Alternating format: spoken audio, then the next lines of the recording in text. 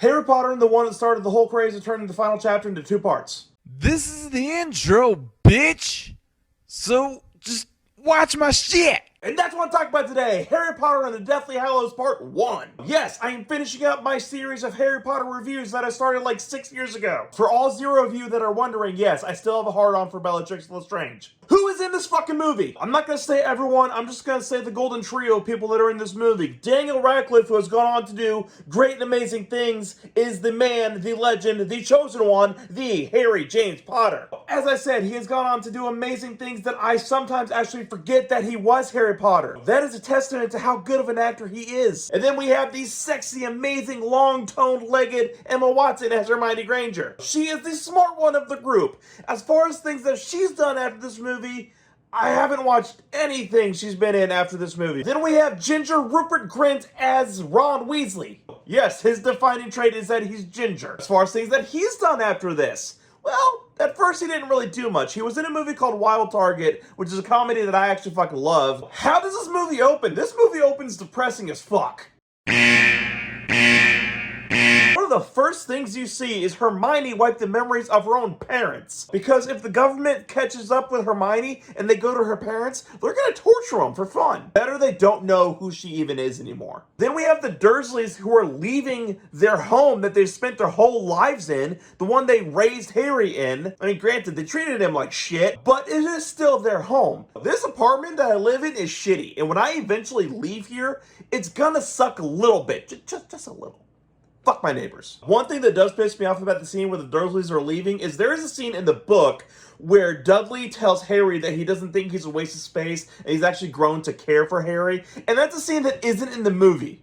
They shot it. There's behind the scenes little stills and you can find the video and the deleted scenes on the Blu-ray, but they didn't put it in the final movie. That is a good scene.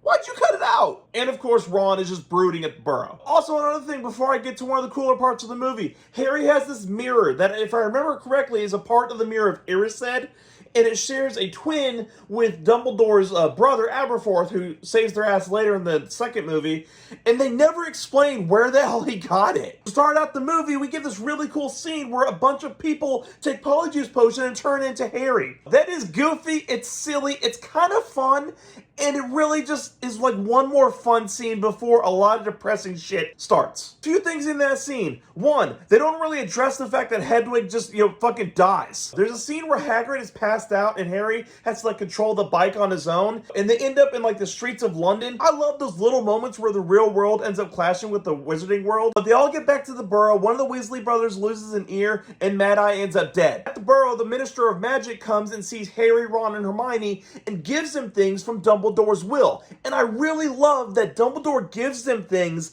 that will help them in their quest. He gives Hermione the Tales of Beetle the Bard, which Dumbledore actually drew in the Deathly Hallows symbol. Ron gets the Deluminator that Dumbledore used in the first scene of the first movie, which is really fucking cool. And Harry is gifted the snitch that he caught in his first game, which inside is held the Resurrection Stone that we'll get to at the end of the next movie. He also gives him the Sword of Gryffindor, but the sword isn't fucking there because it's missing. We'll get to that later too. After Bill and Fleur's wedding, our trio gets to London, and then they find out that the locket that Regulus Black stole is a fake, and that they need to get the real locket because the real locket is a Horcrux that they need to destroy to kill Voldemort.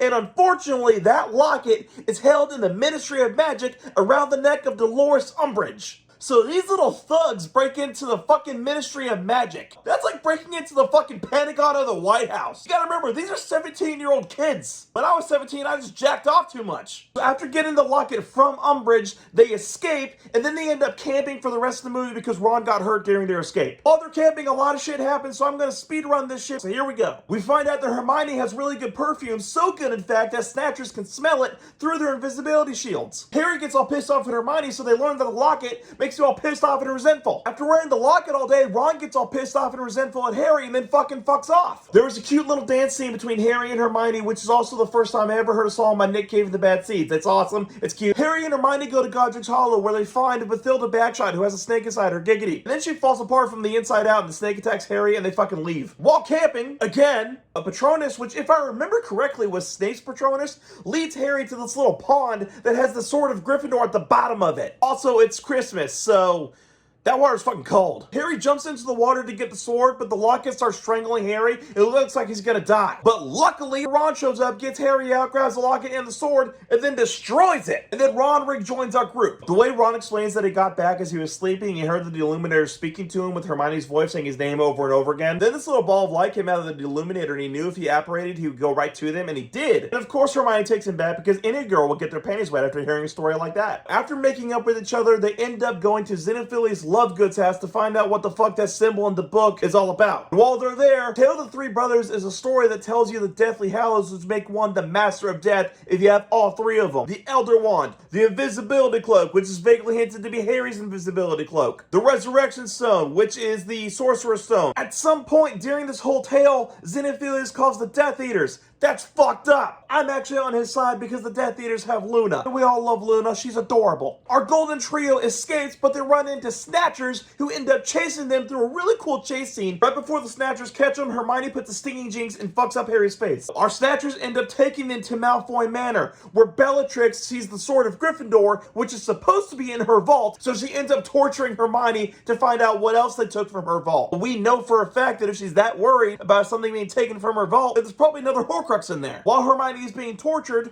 Ron and Harry find out that Luna, Ollivander, and this goblin named Griphook are in the dungeons. Then our boy Dobby shows up just to die. He knocks out Wormtail. Our boys go up the stairs to save Hermione. While they're apparating, Bellatrix throws a knife, which ends up in Dobby's gut because he just showed up to die. Before I move on with the last scene of the movie, I want to talk about Wormtail for a minute, because the last scene we see of Wormtail is Dobby knocking him out. In the book, Wormtail's ending is definitive. That silver hand that he has ends up strangling him because he feels bad that he betrayed Harry's parents and lets Harry out. And then our golden trio plus Luna, Ollivander, and the goblin Griphook end up at this cottage on a beach to rest and recuperate for the next movie. And then Voldemort goes to Dumbledore's grave and takes the Elder Wand from him, shoots a big beam of light into the sky, and the movie ends. This movie is 15 years old. Does it still hold up? Yeah!